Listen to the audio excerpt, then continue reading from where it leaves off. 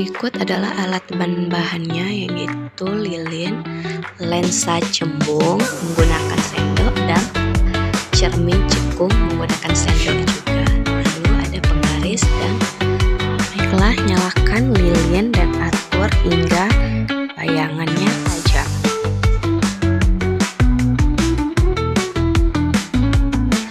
Jarak cahaya menuju lensa sebanyak 2 cm, maka bayangan yang dihasilkan cukup jelas. Selanjutnya, percobaan lensa cembung. Cahaya yang dihasilkan tidak jelas dan menyebar.